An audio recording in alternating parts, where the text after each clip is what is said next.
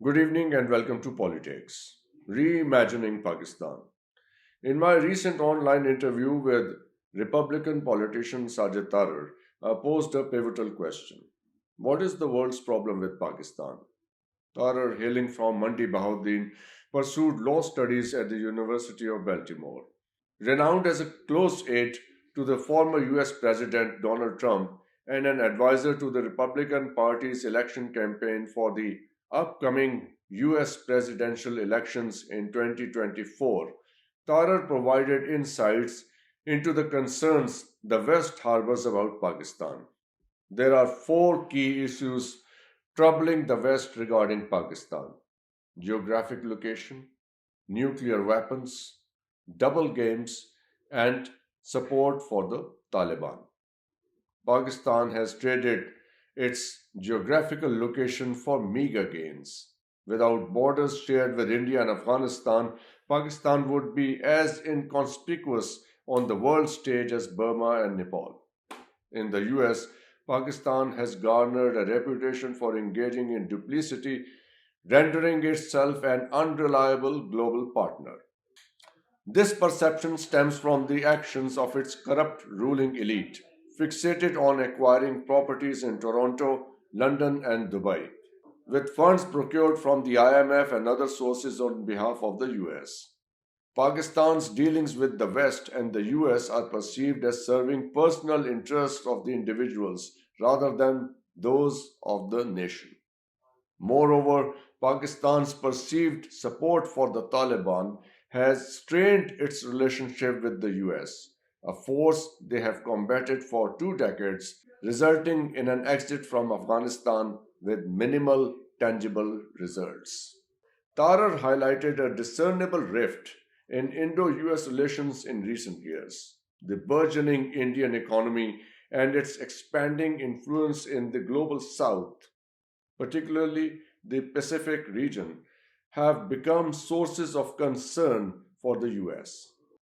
India's failure to engage with China militarily in Ladakh and its abstention from involvement in the Ukraine war have further exacerbated this concern. Instead, India has persisted in processing Russian oil in its refineries and clandestinely selling it on the black market, benefiting both the Russian economy and its own. These developments set the stage for General Asim Munir's visit to the US in November last year, a visit accorded significance by the US administration despite criticism for engaging with an army general rather than a democratically elected leader. Sajid Tarar deems the upcoming elections in February 2024 as inconsequential. Predicting the installment of a feeble elected government, he advocates for a competent technocratic government with an efficient cabinet distinct from the present one, which he calls B grade. Cabinet members should not hold dual nationality, and their businesses and families should be rooted in Pakistan. To recalibrate its priorities, Pakistan must redefine itself as a nation state with its capital relocated to Quetta. This is not the first time I have come across this idea, and it makes a lot of sense too. The relocation of the capital holds numerous benefits. It would address the grievances of the Baloch people and strategically foster closer ties with Western neighbors, Iran and Afghanistan, where future energy resources and trade routes are located. Moving the capital away from the Indian borders would also be advantageous from a defense point of view. Moreover, this move would contribute to reshaping Pakistan's demographic and cultural landscape and dismantling the elitism associated with the present capital, Islamabad, that has become synonymous with corruption and bad governance. This kind of major move of national importance, however, cannot come into effect without the consent of all political forces, the establishment, and of course the Baloch people. The Baloch political leadership might have one major concern: the influx of the country's population into Balochistan province, and hence undermining the local population in terms of numbers. These concerns and fears can be addressed by introducing necessary amendments in the Constitution, ensuring and safeguarding the rights and interests of the local Baloch population.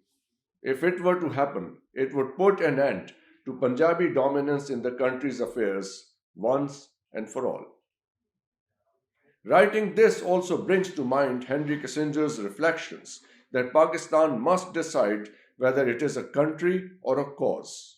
For Pakistan to function as a country, it needs to establish effective institutions and possess a clear sense of direction. It should articulate a vision for functioning as a modern state while retaining its indigenous cultural identity. To achieve this, certain corrections are imperative. Artificially infused ideas and ideologies must be discarded, allowing the nation to navigate freely on the currents of its cultural force, a natural trajectory for any society. Most crucially, Pakistan's educational and cultural institutions need a total overhaul. Deriding national culture in cheap comedy shows has served no constructive purpose. Entrusting cultural institutions such as film to individuals of low standing has only resulted in poor taste. Similarly, placing education in private hands has produced overwhelmingly unwanted results. These conclusions also answer Sajid Tarar's question posed to me and our viewers during our discussion. Why have our university graduates not excelled in significant global institutions while graduates from the Indian Institute of Technology hold top positions in Google and other international organizations? With 2 decades of close association with higher education in Pakistan, I am of the considered opinion that higher education is not a fundamental right. Basic education extends up to grade 12, and therefore it should be accessible only to those who merit it. It should be provided free of charge. Those who do not qualify should be directed towards polytechnic institutes where they can acquire practical skills. This approach would enable them to thrive in their chosen professions rather than leading a frustrated life with seemingly useless higher education degrees. Once Pakistan has done this arduous task of reimagining itself as a modern state, only then will it be able to determine its political course and formulate a realistic foreign policy with a clarity of vision. It will then become possible to define the national interest only when it has defined itself, a country or a cause. These goals cannot be achieved without revamping cultural and educational institutions. The Americans can't do this for us. We need to do it ourselves.